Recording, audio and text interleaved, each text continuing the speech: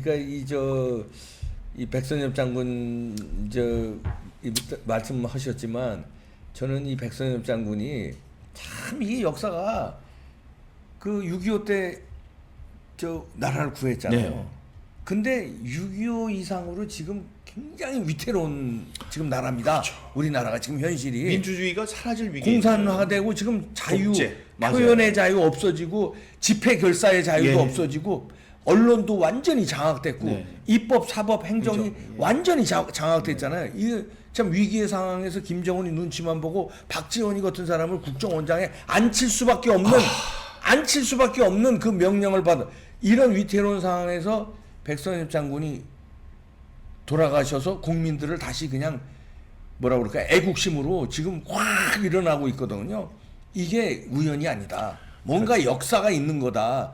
네. 저는 그렇게 생각합니다. 그리고 그때 6.25 때 그렇게 해서 백선엽 장군이 다부동 전투를 막아서 반격의 빌미를 했는데 미국에서 메가다 장군이 인천 상륙 작전으로 예. 허리를 끊고 5,000분의 들어서 1. 그러고서 5,000분의 1 그러고서 밀고 나가서 이렇게 됐잖아요. 그러네요. 그러면 이것도 위기의 상황에서 백선엽 장군이 다부도 전투에서 막은 걸로 우리 애국심을 불태워주는데 미국에서 또 민경욱 의원 지역구가 어딥니까? 예, 그 송도에 그게 인천 상륙 인천 작전 상륙 기념비가 작전 있어요. 하는데요. 기념비. 예, 맞습니다. 예. 네. 그럼 인천 상륙 작전으로 이걸 다시 역사를 뒤집을 네. 어떤 거기에 송영국을 갖고 있습니다. 백선엽 장군이 있고 저 민경욱 예. 대표가 있는 거 그러네요. 아니야? 백선엽 장군의 동생이 누군지 아십니까?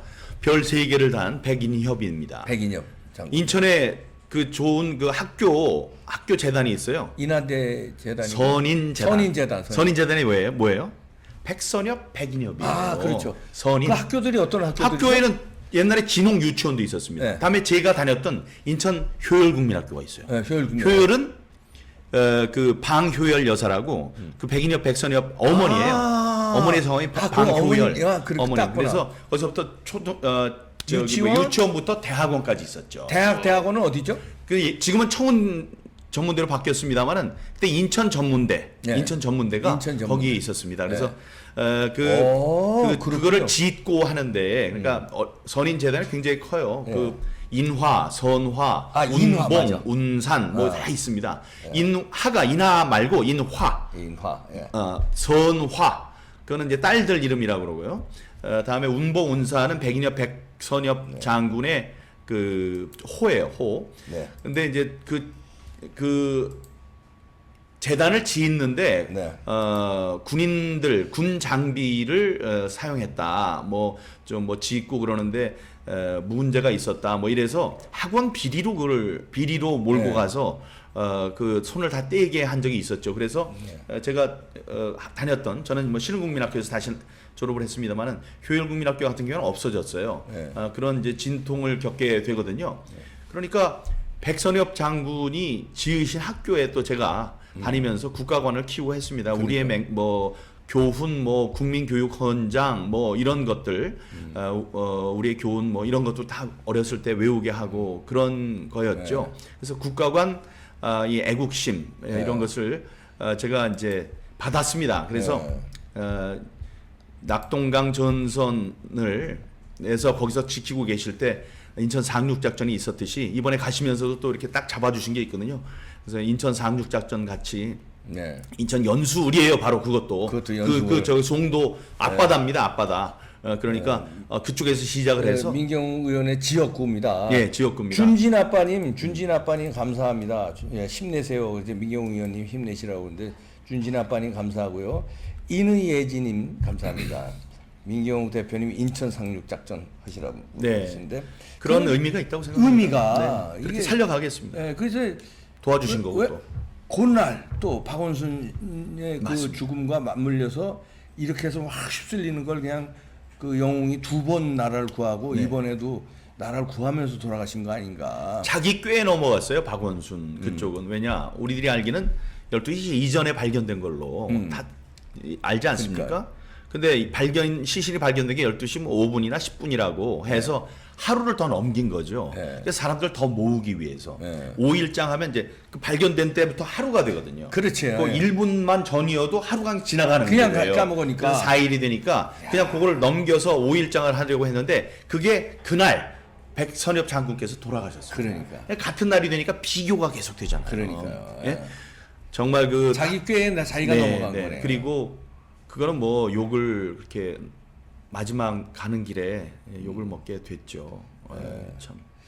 그래 그 어저께 발인하기 전에 그 광화문 시민 분향소에 네, 저도 갔었고요. 엄청나 진짜 진짜 그 전날도 그랬고 비 오는 그러니까, 속에서도 그랬고. 조문객이요. 네. 한꺼번에 한 2, 30명이 한꺼번에 이제 들어가는 거예요. 네. 끝도 없이 2, 30명, 계속. 2, 30명 절하고 나오면 또 2, 30명. 근데 그 줄이 쫙 저기 뭐니 광화문역 네. 거기까지 쫙 서 있어요. 네. 밑에 그쪽 이렇게 쭉 아니 왜 쭉. 거기 있는 게 아니라 나가고 계속. 하는데도 계속 수십만 명입니다. 아이고, 어제만 아이고, 수십만 예. 명. 근데 그분들이 그 이제 백선엽 장군한테도 이제 막 추모 열기가 근데 영웅 대접을 못 하고 저런 데도 있지만 부정선거 얘기를 또 많이 하더라고요. 예. 이거 꼭 밝혀라. 네. 아 그리고 백선엽 장군 말씀이 나왔으니까 네. 여러분 미국의 아까 나왔던 최고의 그 근대에 있어서 최고의 군인 하면 메가더 장군이죠. 메가더. 예. 영국은요. 롬멜. 롬멜이 아니고 롬멜이 롬멜을 했던 몽고메리. 몽고메리 그래. 멜론을 쳤던 몽고메리죠. 몽고메리. 몽고메리 장군이에요. 그 두 분의 영웅이 돌아가셨을 때 그 대통령님들이 어떻게 했습니까? 아유. 아니 그리고 여왕은 어떻게 했습니까? 마지막 가는 길에 자기의 예의를 다 했습니다. 이 민주당 나쁜 사람들 여당 아니요 여당. 근데 아니 돌아가셨는데 논평 하나 없어? 여러분 이건 분노할 일입니다. 이거 분노할 일이 너무 많아서 화가 나가지고 어쩔 줄 모르는데 아니 여당이 그거 하나 안 하고 이 사람들 뭐라 하는지 알아요? 김정일 죽었을 때 애도한다고 그랬어요. 추모한다고. 이런 나쁜 놈들이에요. 맞습니다. 예? 근데 어떻게 저기 집권 여당이라는 놈들이 저 백선엽 장군이 돌아가셨는데 아무 말도 안 합니까? 대통령은 왜 안 나와 보는 거예요, 거기에? 예? 아니 이게 어느 나라 대통령입니까? 지금 백선엽 장군이 육군을 만들고 국군을 만들었다 했더니 뭐? 김원봉이 만들었다고? 김원홍 그 사람 또 지난번에 했던 제가 냈던 이 말을 다 더듬네. 그러니까요. 흥분을 했었어. 흥분을 했는데 저도 흥분합니다. 예, 제가 그 논평을 1년 전에 썼던 논평을 내가 좀 다시 봤더니 김원홍 이 사람 우스운 사람이더라고요. 예? 그렇게 하면 안 됩니다. 그리고 노영희예요? 노영희가 맞죠? 노영희가 변호사인데 뭐 예, 방송 진행하고 방송은 이제 그만뒀더라고요. 네. 근데 북한 동포한테 총뿌리를 겨눈 사람을 잘했다고 국립묘지에 현충원에다 묻으면 되느냐고. 그럼 물어볼게요. 누구를 묻어야 돼요? 거기는 전부 다 계신 분들이 6.25 때 북한군하고 싸우다가 목숨 잃은 분이에요. 그러면 그 총뿌리 겨눈 분들 전부 다 팝니까? 그럼 누구를 거기다가 묻어야 돼요? 북한군 묻고 그다음에 이제 세월호 희생자들 묻고 이제 그것도 좋은데 이런 거 아니에요? 자기네들 북한군 묻어야지. 북한군을 에다 총뿌리를 겨눈 그 사람 얘기에 따르면 이 나쁜 사람들을 죽인 중공 사람들 갖다가 묻어야 되겠네. 그러네. 중공 사람하고 북한군, 인민군 묻어야지. 그 말이 되는 소리입니까? 아무리 뭐 방송 중에 네. 흥분을 했다고 해도 이 사람입니다. 네? 노영희구나. 노영희. 백선의 우리 민족인 북한에 총을 쏜 공로로 현충원에 묻으면 되느냐? 이 사람입니다. 이 사람. 근데 이제 중요한 건 그때 진행자가 들어도 이상하니까 이게 뭐 방송을 했던 사람인데 이 사람도 방송을 했잖아요. 그러니까 백운기 제가 뭐 확인 안 했습니다. 그분이 그런 것 같아요. 백운기 진행자가 지금 얘기한 거는 좀 너무 나갔는데 이거를 취소하고 번복할 의사가 있냐 그랬더니 아니 그때 싸운 게 북한하고 우리가 싸운 건데 그 말을 어떻게 바꿉니까? 이렇게 또 얘기를 했더라고요. 그래요. 기회를 줬어요. 줬는데도 안 하겠다고 확신을 그러면. 가지고 예. 얘기한 거예요. 그러더니 뭐 말이 잘못됐다고?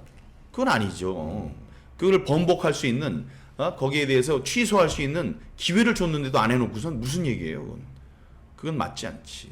그리고 오늘 또 나온 게 YTN도 그렇고 저기 TBS도 그렇고요. 네. 계속 이 저 2차 피해자 그 박원순의 피해당한 그 여성 막 물어뜯고 예. 아니 피해 주장인이라는 건 뭡니까 좀 당신들? 나 피해 진짜. 호소인. 피해 호소인이 뭐예요? 피해 호소인이. 참나. 여러분 이런 피해 호소인이라는 얘기 쓰면 막 혼내주세요.